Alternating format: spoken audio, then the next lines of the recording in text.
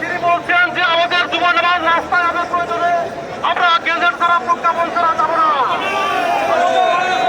সমন্বয় ঘোষণা দিয়েছেন আমরা প্রজ্ঞাপন বা গেজেট ছাড়া যাবো না।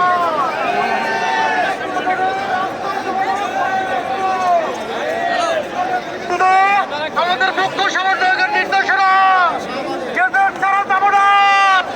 আমাদের মুখ্য সমন্বয়কের নির্দেশনা ছাড়া যাবো না।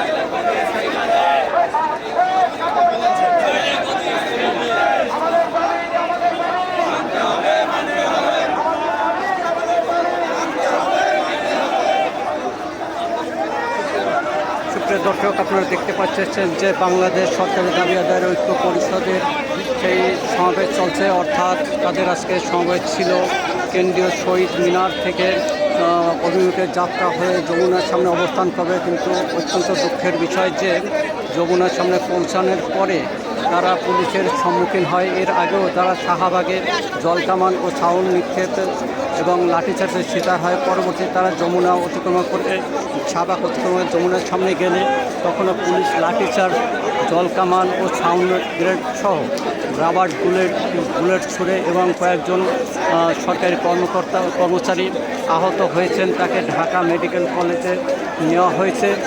তারপরে তারা ছত্রভঙ্গ হয়ে বিভিন্ন জায়গায় ছুটে গিয়েছে। এখন আবার সেই শাহবাগের কাছেই অবস্থান নিয়েছে। তাদের একটাই দাবি যে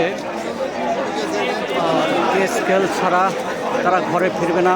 তাই তাদের দাবি হয় পে স্কেল দে, নয় আমাদের ভাত দে, কাপড় দে, নয় বীজ দে ইত্যাদির দাবিতে বিভিন্ন স্লোগান করতেছে। এছাড়াও তারা